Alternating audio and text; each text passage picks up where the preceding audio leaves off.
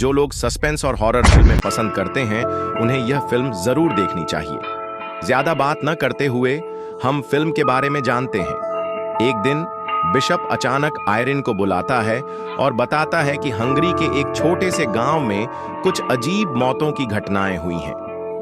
Bishop का मानना है कि ये घटनाएं एक बुरे आत्मा के वापस आ जाने के कारण हो रही हैं और आयरिन ही वह व्यक्ति है जिसने उस आत्मा को देखा और जीवित बचा।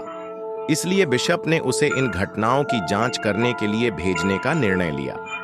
आयरिन ने पहले ही इस खतरे से बचने के लिए मना किया क्योंकि पिछली बार वह केवल किस्मत से बच सका था, लेकिन बिशप ने उसकी भावनाओं को नजरअंदाज करते हुए उसे भेजने की ठानी। इसलिए आयरिन को अकेले ही इस रहस्यमय जगह पर जाना पड़ा। जैसे ही आयरिन अतीत को याद करता है, उसकी दोस्त डेबोरा अचानक उसे मिलने आती है। अपनी मदद देने के लिए डेबोरा चुपके से उसके साथ ट्रेन में चढ़ जाती है। दोनों होटल पहुंचते हैं और हालांकि उन्होंने पहले से कमरा बुक किया था, होटल कर्मचारी कहता है कि उनके नाम पर कोई रिकॉर्ड नहीं है।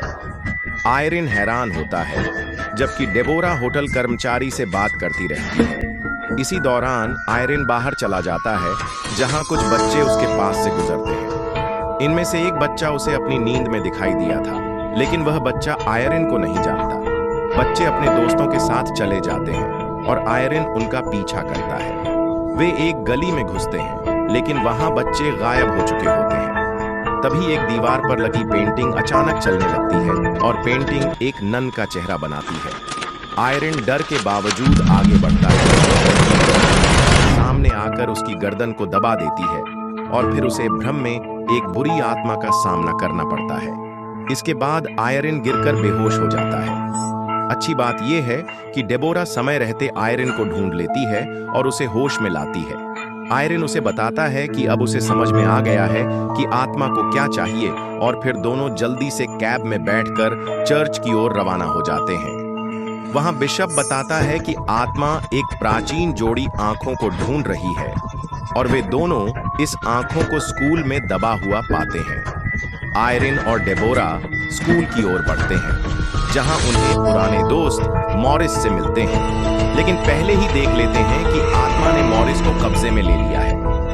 मॉरिस अचानक आयरिन को एक घूंसा मारकर गिरा देता है।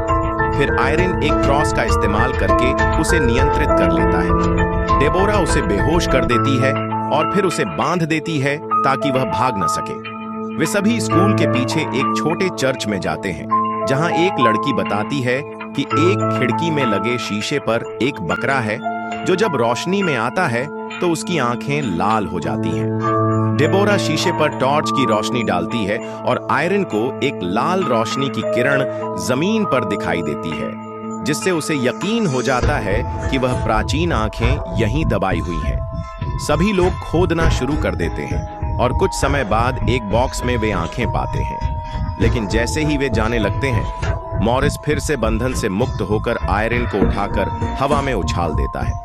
लड़की उस बॉक्स को उठाकर बाहर भागती है और मॉरिस उसे पकड़ने के लिए उसका पीछा करता है। लड़की किसी गोदाम में छिप जाती है और मॉरिस उसे ढूंढने के लिए आता है। लड़की उस बॉक्स को आयरिन को दे देती है और मॉरिस को देखते हुए आयरिन लेकिन मॉरिस फिर से जीवित हो जाता है और वह आयरिन से बॉक्स छीन लेता है, जो अब आग में जलने लगता है। बुरी आत्मा तुरंत आयरिन को नियंत्रण में ले लेती है और उसकी शरीर पर आग लग जाती है।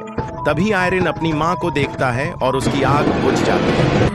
आखिरकार आयरिन और डेबोरा एक साथ प्रार्थना करते हैं और बुरी आत्मा नष्ट हो जाती है।